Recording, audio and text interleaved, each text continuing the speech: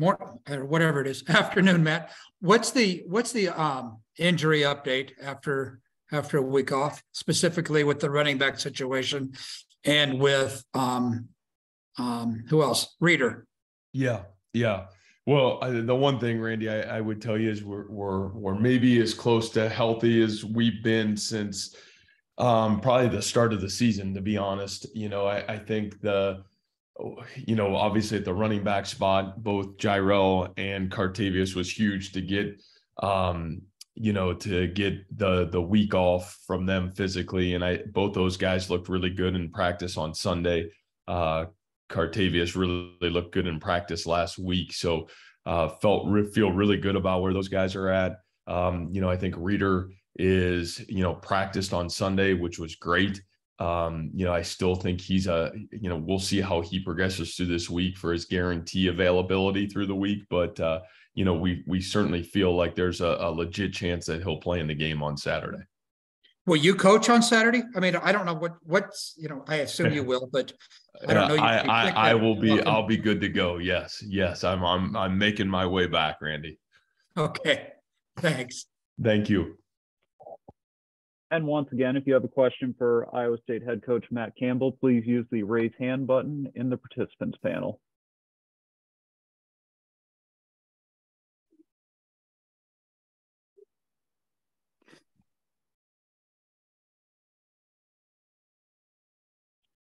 All right, Nick Osen, go ahead and unmute yourself and ask away. Hey, Matt, thanks for the time. Just a little follow-up on kind of that positive health stuff. Has Malik been able to go for the most part recently as well over the last week or so?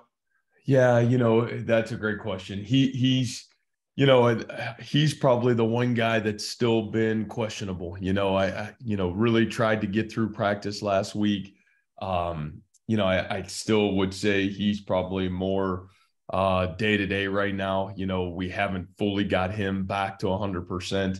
But I do think the last week did help him getting himself closer to getting back on the field. So obviously he's a guy that we all are really excited about and still, are looking for him to maybe make that last stride to being back to full strength.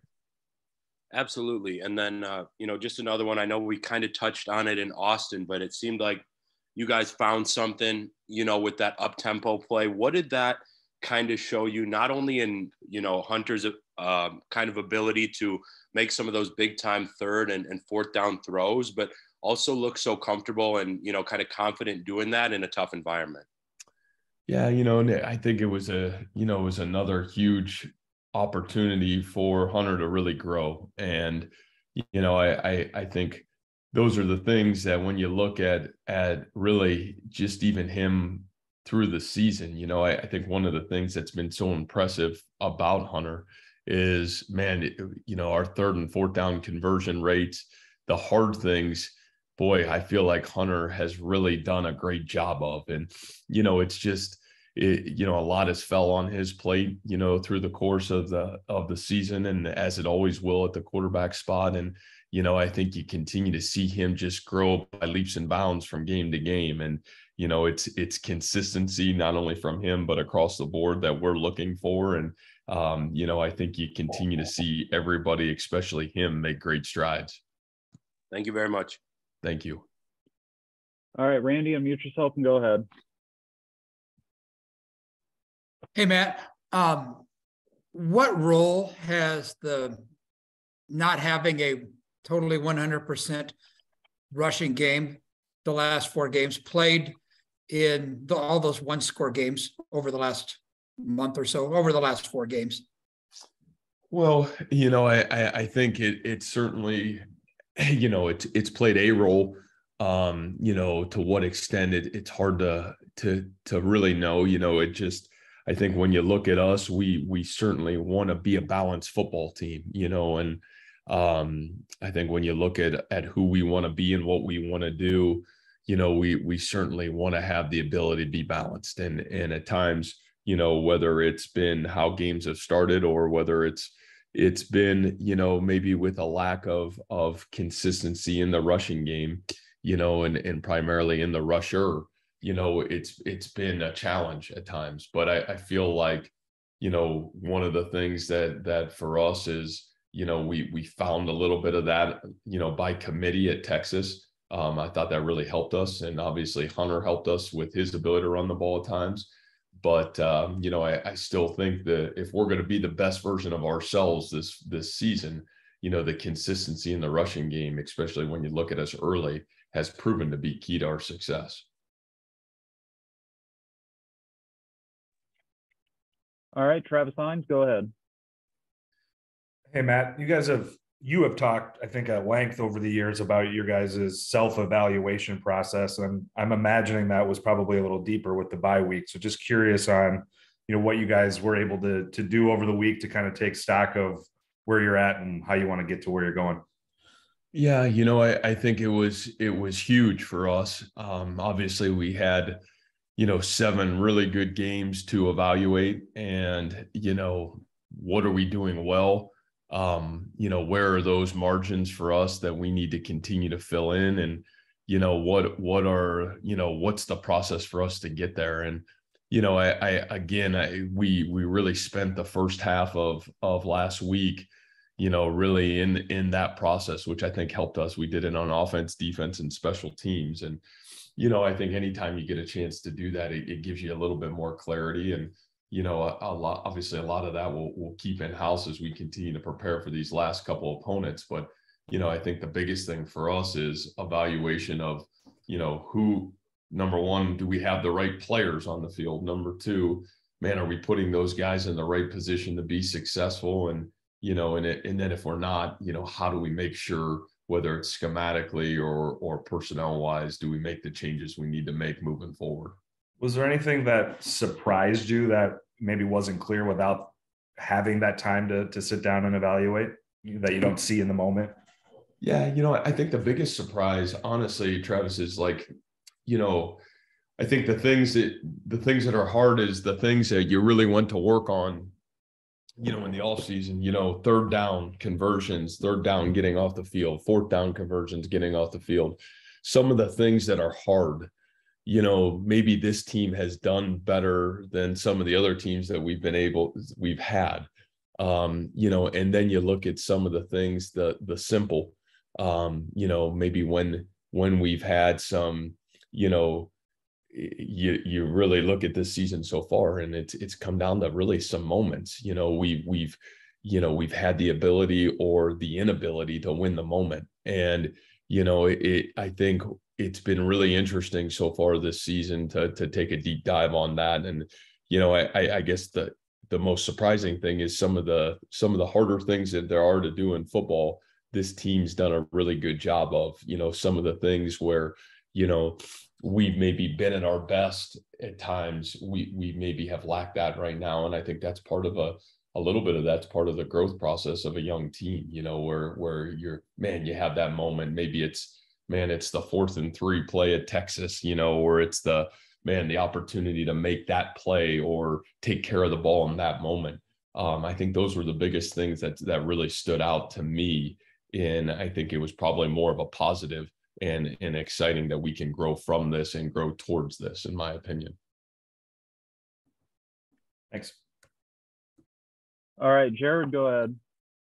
Hey, Coach. I'm just curious what you see from Oklahoma on film. And then I know you guys have connected with Coach Venables before in the past. What's your relationship like with him?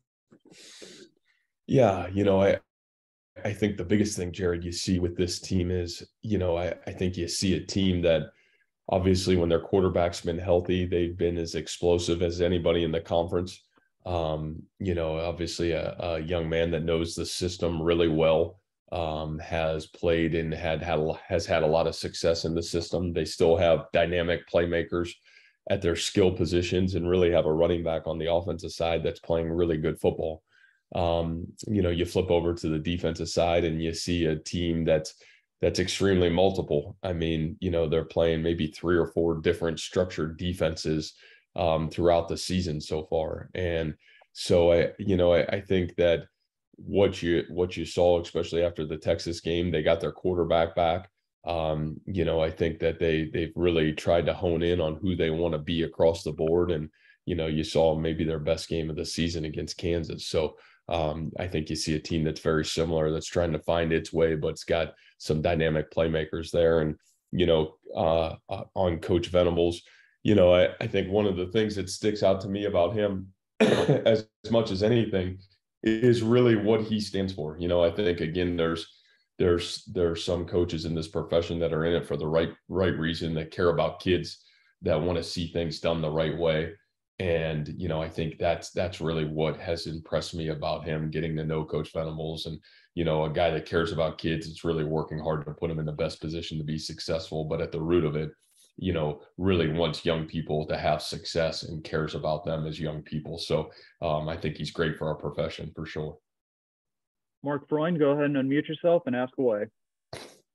Matt, wanted to touch on some of the special teams stuff that has been going on over the course of this season. I know you hired Coach John. I don't want to say his last name because I'm guessing I'll pronounce it wrong. But can you offer a little insight as to what his kind of role is as an analyst, just given that, special teams can cover such a wide range of duties, and the mistakes that we've maybe seen have been maybe things that don't necessarily have to do with one another over the course of the season. You know what I mean? If that makes sense. I was just wondering if you could offer a little insight as to how he kind of analyzes and what he is kind of doing for you guys. Sure. Yeah. We hired Coach Bonamego this offseason, and really, Coach Bono's done a great job. I mean, he really came in here, and I think the greatest presence that he brought was, just in terms of fundamentals and the ability for us to, make sure that whatever we do or decide to do schematically, that the foundational fundamentals, are a match. And, obviously as an analyst role is he's always kind of grading both who we are, and then also taking a look at, some of the opponents and what maybe they can do to try to, challenge your scheme. And, I would say, for us on special teams, man, you're talking about as young of a team as we've had from special teams, a freshman kicker, a freshman punter, a new kicker on our kickoff team, to, obviously Jalen Knoll, being in his second year as the punt returner / kick returner. So, I think that, again, probably a lot like offense and maybe at times on defense, a little bit of it has been, inconsistent. I think there's been a lot of real positive. The inconsistencies have more so come from, I really believe, the youth of, guys being in a position for the first time. And so, I think we feel very confident about where we are, and certainly where we've got the ability to go, because I think you see the growth of, man, the punt team, the kickoff coverage team, our punt return team has been fantastic this year. I think those things are things that we're excited about and feel like it's grown. But again, I think Coach Bono's greatest gift that he's given us is really just the baseline fundamental growth that we could take and really organize ourselves moving forward. Is there a difference between having somebody that you can kind of analyze versus having somebody right there on the field? Is that just a comfort thing for you and how you've done things in the past? Yeah. I really think, like, in my opinion, special teams is still one of those things where you want all your coaches involved. I think when you're asking just one person to do it, I still don't believe that's the right way to approach it. And, I think we've been able to find great success with that in our past. Gotcha. Hope you feel better. Thanks. All right, Alyssa, go ahead and unmute yourself and ask away. Hi, Coach. I'm just kind of curious what you saw in the spring and summer, and then what you've seen this season from Kendall Jackson that's kind of allowed him to take on a larger role this year. Yeah, that's a great question. Probably one of the elite seniors right now on our football team that's playing phenomenal. I would just say this about Kendall. Kendall has, as a football player, probably grown as much as anybody on our football team. I can remember 2 years ago, when Kendall got his first couple opportunities on special teams and it didn't go great. And you just saw this kid just continuing to battle to help his team and to get on the field and help our team. And, you